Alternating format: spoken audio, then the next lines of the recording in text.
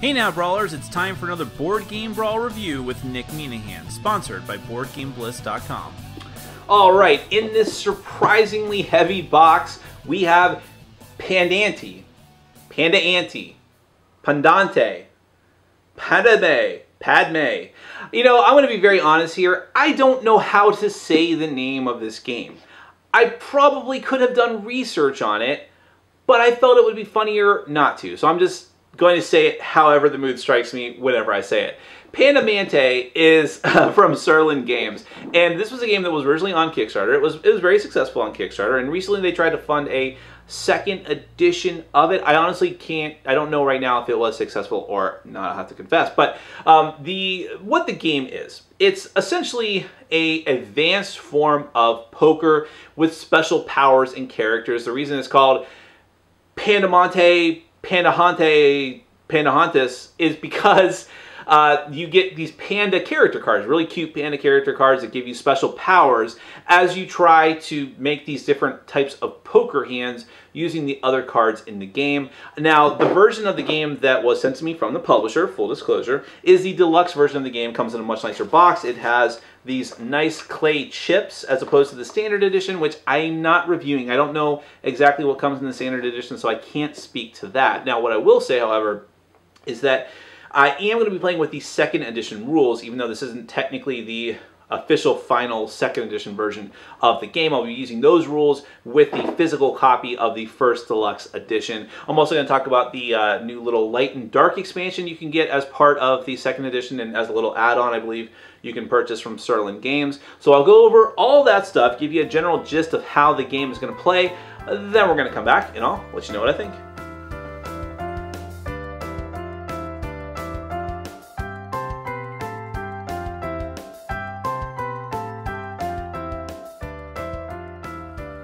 Alright, so one thing I want to stress here is that this is the deluxe edition of Pandante, as I said in my intro, which means you have this really nice box. You have these really nice heavy clay chips. You have 2s and 1s and 5s with even with the little panda symbol on them, if you can make that out. And just some other nice bits like the Acts Last token with the sleeping panda. And there's also these diamond tokens, which are for a little variant that I'll explain near the end of the overview. The other thing that I want to stress, well, a few other things. One, some of these bits are going to be separate. They're not necessarily everything is going to come with the second edition of the game, which is the rule set that I'm reviewing, and some things might look a little bit different. Like I anticipate that the cards, I think, are going to be bigger than what they are here. Also, I'm not sure if the playmat comes with every set because it doesn't actually fit in the box. And the light and dark rules might be a separate thing as well. So I'm just going to take that with a grain of salt as we go forward. So in Pandante, you're trying to collect money by making poker hands. But as you can see, there's a lot more to it than just making poker hands. And this is more like Texas Hold'em poker. Now, the amount of gold that you need in order to win the game changes based on the number of players. So, for instance, 4 players, pandas, it's 120 gold, whereas 5, it's 150 gold, and so on. So it's going to be different, lower or higher, depending on the number of players. Every player is going to start with 44 gold. You're going to have this ability sheet, I say 40, yeah, these are all considered gold, but they're just different denominations. You also have an ability sheet with light abilities and dark abilities. I'll get back to that in a minute. One player gets the Acts Last token because they act last, but this will pass around at the end of every gambit, which is gambit is a round, essentially. You're going to keep having gambits until one player hits that gold threshold. You also have this gold panda card and casino cards. Again, I'll get back to those. Those are this isn't necessarily a variant, but the casino cards are a bit of a variant. Every player is going to get a set of challenge cards with the same backs, but then there's going to be a challenge or a no challenge on one side of them. Then you get a Panda Lord. The Panda Lords are characters that give you special powers during the course of the game. So I'll just go ahead and cover these now, even though they won't make a ton of sense. But you have Cassie, who says that after the splash, before betting, look at the top 2 cards of the deck, then set them aside. Face down in any order, they'll be the next 2 community cards dealt. What does it all mean? We'll find out in a moment. Then you have other cards like Fern and Waggles, who is the best, really. You can't argue with that. Bumbleclad, who, well, okay, Waggles may be the best, but Bumbleclad might have a better name. Lifa and Maridori, they all have different special powers that happen whenever they say that they'll happen. So just everyone's going to get one of those, you'll get your starting money, and then play will proceed. So at the start of the first gambit, every player is going to ante. You're going to ante 3 gold into the pot, and you're going to put it on the appropriate player color, whatever matches your panda. So if I'm Cassie over here, I'm going to put it over on blue. Let's go ahead and take a closer look at that playmat, because on the playmat and as well on your ability cards, it gives you reminders of what the different hands in this game are. I should probably show you the ones that are not upside down. That might be smart. So again, these are kind of like typical poker hands with some differences. So you have a pair, which is going to be 2 cards of the same denomination. Then you have 3 of a kind, which is 3 of the same denomination. Straight, which is, well, I should probably show you those cards. That might help. The cards are like typical numbered poker cards, but of course they're going to have different types and colors of suits, and also cute pandas on them, which is something. So you have different numbers and colors of suits. You also have the Joker card, which I may not have in that hand. Here we go. It's probably somewhere in here. The Joker is going to count can count as any of the colors and numbers, although when determining high hand, this always loses to, if it's tied hands and you're trying to determine who has a higher hand, Jokers will always lose. It'll make more sense as we go through the rest of this. But okay, so going back to what the different hands are, you have a straight, which is pretty obvious. You have a floosh, not a flush, a floosh, which is 4 cards of the same color. A full house, which is 3 of a kind and 2 of a kind. A rainbow straight, which is 5 cards in order, but all different colors.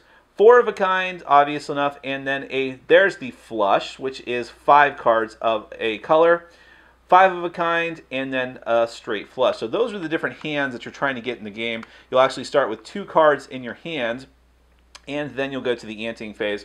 When you ante, you put your bet or your ante on the appropriate color, as I already said. You're going to do the splash. Now the splash is taking 3 cards from the deck and making a community pool of cards with them. So I'll just take 3 at random off the top of the deck, and there is our splash. Now what you're trying to do is take a look at the 2 cards that you have in hand that were dealt out to you at the beginning of the game with the community cards here, and see what the best hand you could possibly get is going to be. So once these community cards are dealt out and everyone's anteed, then you're going to go in turn order and bet. And when you bet, you're going to place always 2 gold on your bets. So let's say that, well, let me just look at my cards and see what I have. Now remember, this game is all about lying, so you don't necessarily have to bet what you actually have or think you can have. So let's see, a 1 and a 3 and a red. Well, that's interesting. What do I want to go for here? So what I could do is say, well, right now I have a straight that's not straight enough, which just sounds funny. But I may possibly be able to have a floosh later on. So why don't I just go ahead and put that there. So there's my bet. And then the next player is going to decide what they want to bet on, and so on. Now, the reason why it's important to take a higher hand than what you might actually have is because of the next step in the gambit, which is snacks. Snacks means that everything in this game kind of sounds funny. Snacks means that you're allowed to take a card, draw a card from the top of the deck. Again, this is going to be in turn order. And then look at the cards, the 2 cards that you have already, and the 3rd card that you just drew, and discard one of them, keep whichever ones you want. So you're able to cycle through cards. Now, if you have the highest claimed hand, so let's say the other players, the green player was on 3, and the red player, well, that's actually, here we go. The red player said that they had a straight, but I, as Cassie, the blue Panda Lord, said I had a floosh. Then I could snack for free. I only get to do it once, but I don't have to pay anything. Every player below me, however, has to pay 2 gold for every spot below the leader that they are.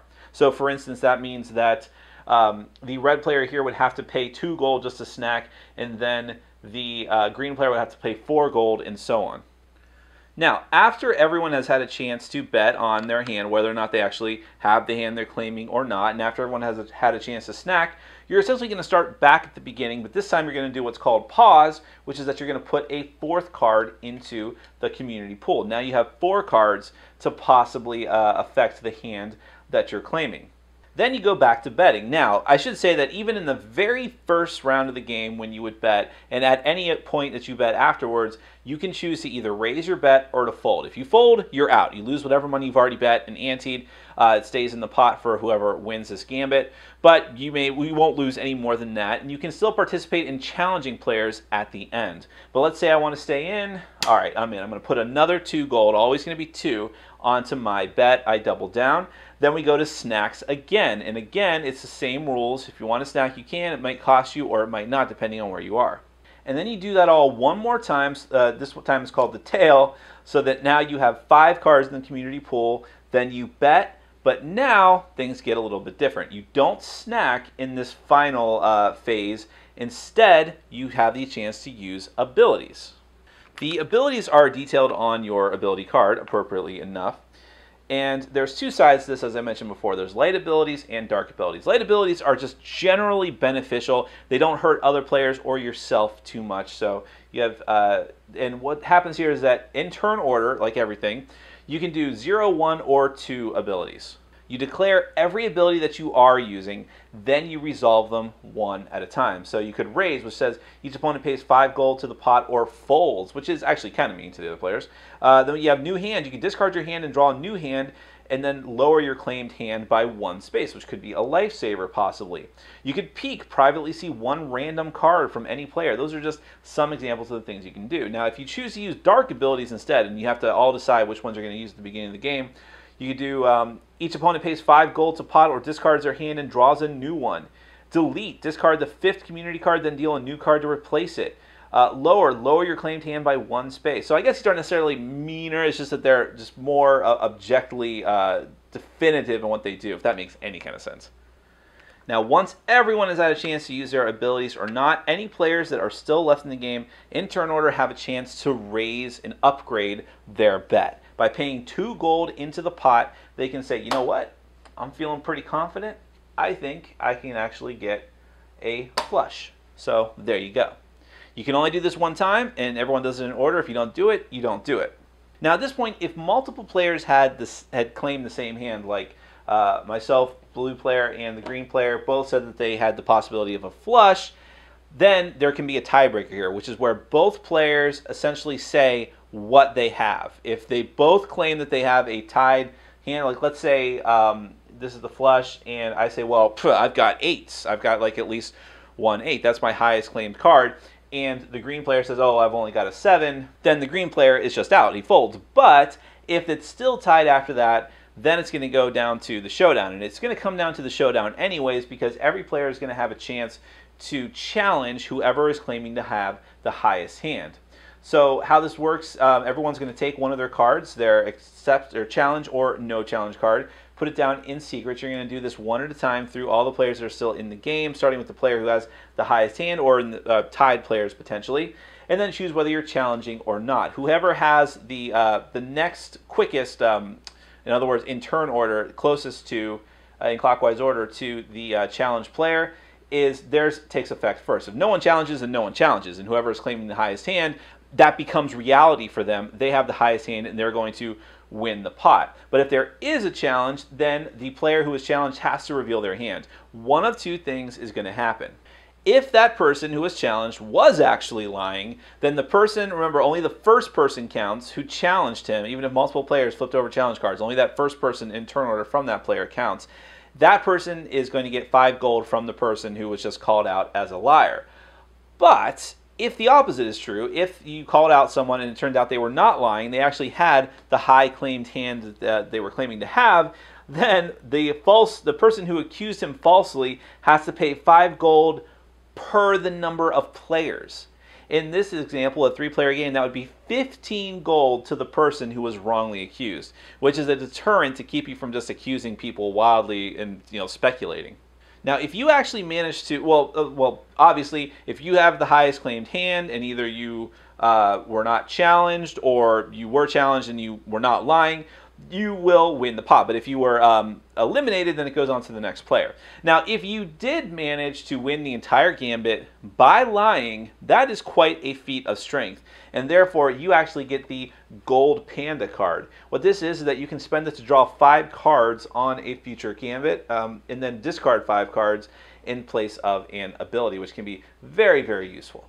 Now, I'll just explain a couple of the variants that come with the game. First, you have the casino cards, and basically you're going to draw one of these at the start of a gambit, and it affects how the gambit is going to run for everybody. So you have Hard Times Mill. The splash contains only 1 card. Fairies Flush Lodge. Full House is not a legal hand. It's replaced with a miniature straight flush. The Rainbow Castle, which basically, that's a lot of text, but whenever a card comes out, if it matches a card of that, if the color matches another color that's already in the lineup, you replace it. Triple Play Parlor. Players can do up to 3 abilities during the ability phase instead of 0, 1, or 2. Joker's Wild Resort. The splash always contains a Joker, and so on and so forth. They just give wildly random effects to the different gambit phases of the game. Then you have these diamond chips. Now, this is called the Diamond Dreams mode. If you choose to do with this, every player is going to start the game with 3 of these diamond chips, and then each gambit, the bank is going to ante more diamond chips into the pot depending on the number of players. Now, you can do a couple of different things with these diamond cards. The first is during the second phase snacking, you can choose to spend your diamond coins in order, as many as you want, to draw 2 extra snack cards per diamond that you spent. You're still only going to keep 1 of them, but at least you're able to have more cards to pick from. The other thing is that you have extra abilities that you can use. Now, you can pay any number of diamonds and do big abilities in addition to whatever your regular abilities are. And those big abilities are being able to draw 2 cards, discarding a card, then putting a card face down on the top of the deck, or dealing 2 cards face up that you may add 1 as the 6th community card to the deck, which is another one of the normal abilities, actually.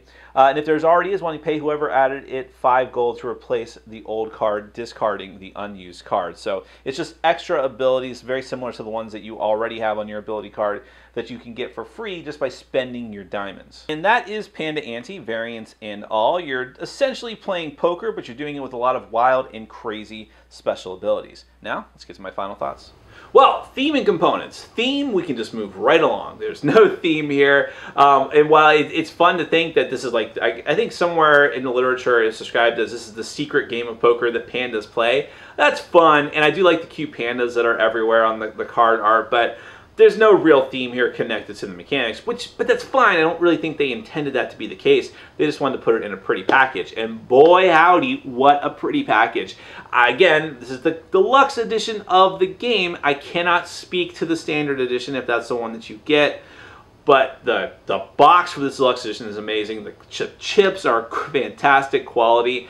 Everything about it is just really, really good and solid. So the playmat, which honestly, I don't know if the playmat is included, or it would seem to me that it would have to be included, but maybe not with all the additions of the game. It might just be an add-on that you have to get, but the playmat is also really good and high quality, and it really helps the game along. So I really love the components for this game. Can't complain about that at all. Moving on to the gameplay. Now, a lot of people just say that this game is complicated poker, which it is. I mean, there's no way around that. But how you say that and what implication that has for you is, I feel, completely dependent on what your relationship is with poker to begin with. And I've played with people who are on all ends of the spectrum. So there are people who were huge poker fans.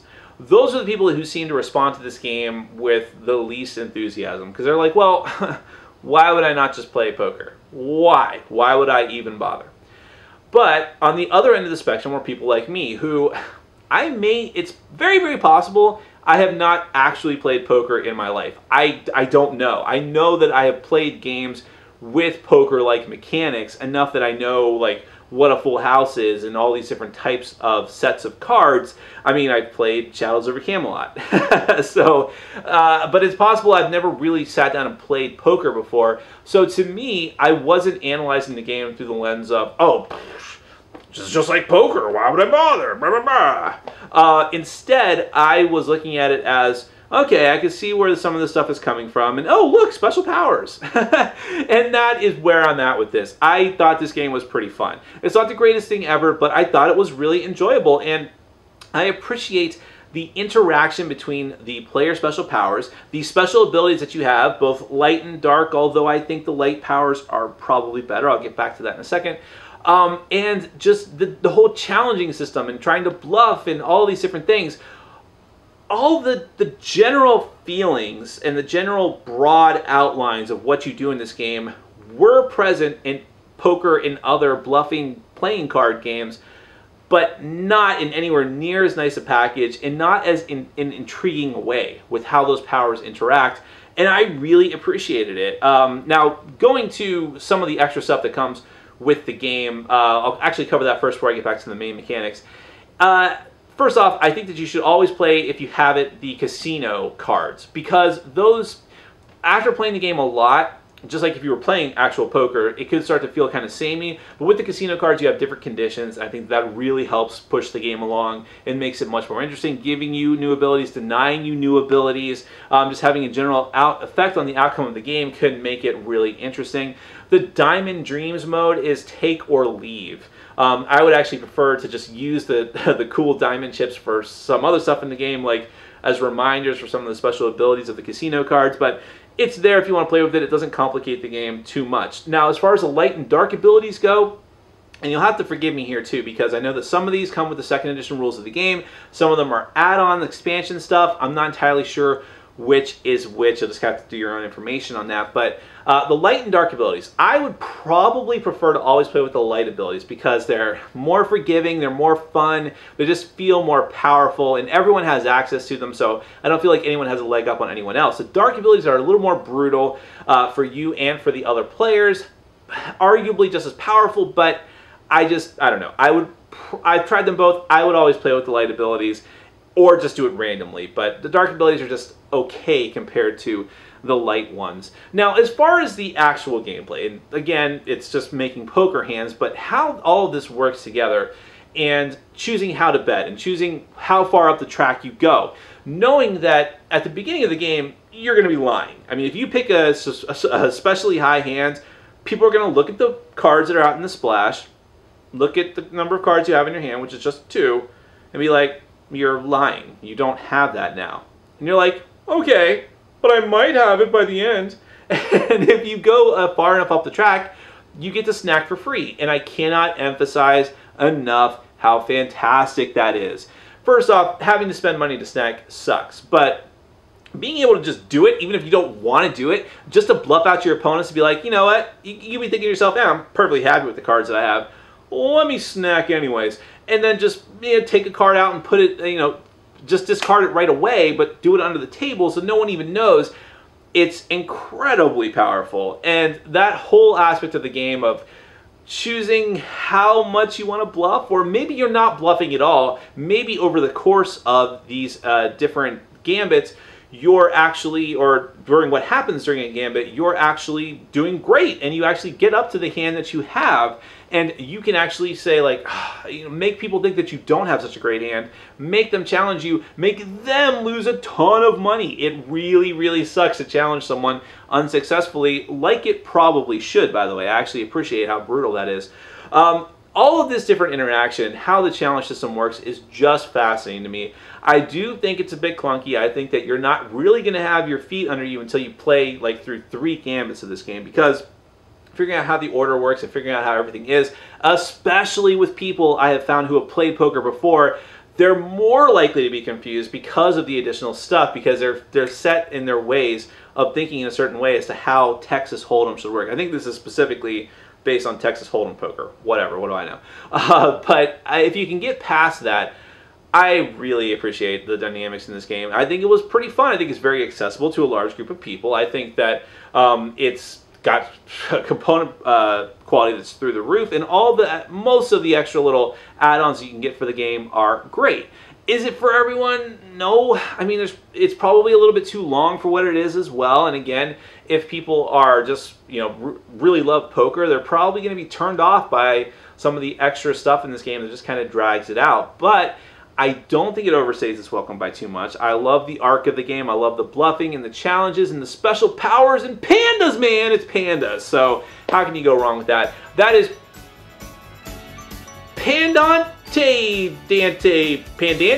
Pandante from Serlin Games. Check it out. Thanks for watching. Follow us on Facebook, Twitter, and Patreon. And make sure to check out our sponsor, Board Game Bliss, where you can find an amazing selection of games from around the world.